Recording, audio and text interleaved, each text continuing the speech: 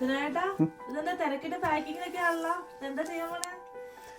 പ്രതിമ ഓർക്കണ്ട നീ എല്ലാവരോടും സോറി ഞാൻ പറയാണ്. കാരണം ഞാൻ ഈ പ്രതിമ, ഈ ഒരു സ്റ്റാച്ചു ഞാൻ വിറ്റു. ബ്രിട്ടീഷുകാരനും ഞാനും കൂടി തമ്മിൽ ബെറ്റ് വെച്ച് 10 മിനിറ്റ് ഞാൻ തരാം, ഒരു പ്രതിമ ഉണ്ടാക്കി കാണിക്കാമോ? ഒരു ബെറ്റ്. അദ്ദേഹം ചിരിച്ചുകൊണ്ട് മറുപടി പറഞ്ഞു, ഒരു കൈ നോക്കാം. 4 മില്യൺ വ്യൂസ് കിട്ടിയ ഒരു വീഡിയോയാണിത്.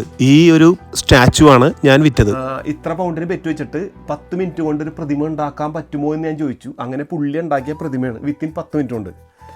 ആ പ്രതിമ വിൽക്കരുതെന്ന്, വുഡൻ സ്റ്റാച്ചു വിൽക്കരുതെന്ന് പറഞ്ഞ് കുറേ പേര് മെസ്സേജ് അയച്ചിട്ടുണ്ടായി എനിക്ക്, പേഴ്സണലായിട്ടും അല്ലാണ്ടും.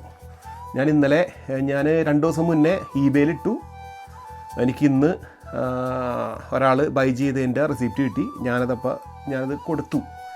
ഇനി നിങ്ങളാരും സങ്കടപ്പെടണ്ട, കാരണം ക്ഷമിക്കുകയായും തന്നെ ഞാൻ വിൽക്കരുതായിരുന്നു, ക്ഷമിക്കുക. ഇത് ഞാൻ വിറ്റത് പുള്ളിക്ക് വേണ്ടി തന്നെയാണ്.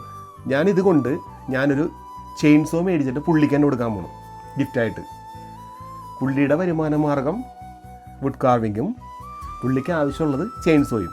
എനിക്ക് ഈ ഒരു സ്റ്റാച്ചു ഇവിടെ വെച്ചുകൊണ്ട് പ്രത്യേകിച്ച് ഇപ്പോൾ ഒരു 4-5 മാസമായി പ്രത്യേകിച്ച് എനിക്കൊന്നും പ്രത്യേകിച്ചൊന്നും തോന്നാനില്ല. പക്ഷേ ഇതിന് ഇഷ്ടപ്പെടുന്ന കുറേ ആളുകളുണ്ട്. അതിലൊരാളാണ് മേടിച്ചത്, ഒരു ലേഡിയാണ് മേടിച്ചത്. ഞാൻ അളവിൽ ചെറിയൊരു മിസ്റ്റേക്ക് ഉണ്ടായിരുന്നു. ഞാനപ്പോൾ പുള്ളിക്കാരത്തേക്ക് ഇന്ന് രാവിലെ മെസ്സേജ് അയച്ചു, ക്ഷമിക്കണം, ഞാൻ പറഞ്ഞ ഒരു ഹൈറ്റിൽ വ്യത്യാസമുണ്ട്, കുറച്ചുകൂടി കുറവാണ് ഞാൻ പറഞ്ഞ ഹൈറ്റ്, അതെനിക്ക് മിസ്റ്റേക്ക് പറ്റിയാണ്. അത് കൂടാതെ വിഡ്ത്ത് ഞാൻ പറഞ്ഞത് കുറച്ചുകൂടി കുറവായിരുന്നു, പക്ഷേ ഇത് കുറച്ചുകൂടി ഹെവിയാണ്, കിലോ വെയിറ്റും കൂടുതലാണ് ഇതിന്, അതുകൊണ്ട് ക്ഷമിക്കണം.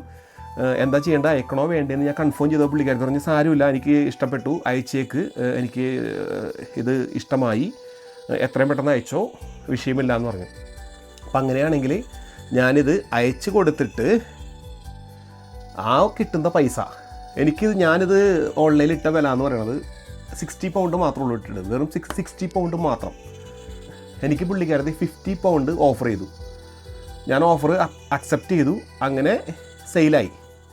ഏതായാലും ഞാനിത് പാക്ക് ചെയ്ത് കുട്ടപ്പനാക്കി നല്ലപോലെ കണ്ടത് ബബിൾസൊക്കെ ഇട്ട് പാക്ക് ചെയ്ത് പോസ്റ്റ് ഓഫീസിൽ കൊണ്ടുപോയി കൊടുത്ത് അയക്കാൻ വേണമെന്ന് തന്നെ.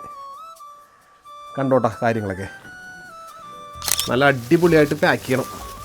ഇത് ശരിക്കും സെയിൽ ചെയ്യാൻ പാടില്ലാഞ്ഞതാണ്, പക്ഷേ എന്ത് ചെയ്യാം. Okay, set. ഇസക്ക് സന്തോഷം. ഇസട റൂമിൽ നിന്ന് ഒരു സാധനം കുറഞ്ഞിട്ടില്ലേ അല്ലേ, ഹാപ്പി ആയിരിക്കും. അതിനെല്ലാം റെഡിയായി. എന്നാലും ഈ ഒരു സൈഡ് ഒന്നുകൂടി പാക്ക് ചെയ്യണ്ട, അത്ര സേഫ്റ്റി ആയിട്ടിരുന്നോട്ടെ. വുഡല്ലേ, വല്ല പറ്റിക്കഴിഞ്ഞാൽ പിന്നെ സെറ്റ് ഇനി ഒട്ടിച്ചിടാം.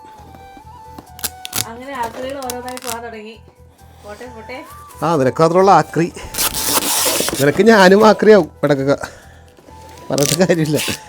ഇതായിരിക്കുന്ന സാധനങ്ങൾ കുറച്ചൊക്കെ ഇതേപോലെ കൊണ്ട് കൊടുക്കാൻ വേണ്ടി ഞാൻ, കാരണം എനിക്ക് വേണ്ടാത്ത കുറേ ഐറ്റംസ് കൊടുക്കുന്നുണ്ട്.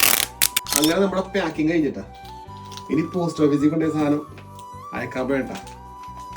ഇവിടെ തന്നെ 153 മൈൽ അപ്പുറത്തുള്ള ആളാണ് മേടിച്ചേക്കുന്നത്. അങ്ങനെ ദീപ്തിയുടെ വാക്കിൽ ഒരാക്രി വിറ്റുപോയി. ആ ചെയിൻസോ കാർവർ കേട്ട് കഴിഞ്ഞാണ്ടല്ല ഇവിടെ നേരെ കട്ട് ചെയ്യും. പുള്ളി ലാസ്റ്റ് സ്റ്റേജിട്ടാ അയക്കാൻ വേണം. നമ്മുടെ പോസ്റ്റ് ഓഫീസ് അയക്കാം, വാങ്ങും. പോസ്റ്റ് ചെയ്തിട്ടാ സാധനം സെറ്റാക്കി. അങ്ങനെ പോസ്റ്റ് ചെയ്ത് തിരിച്ചു വന്നു കേട്ടോ. ഇസ ഫ്രീ ആയിട്ട് കൊടുക്കാൻ പറ്റിയ സൈക്കിൾ ഉണ്ടല്ലോ, ആരും ഇതുവരെ കൊണ്ടുപോയിട്ടില്ല. ഈ സൈക്കിള് പുതിയ ഓണറിനെ കാത്തിരിക്കുകയാണ് ഇപ്പോഴും.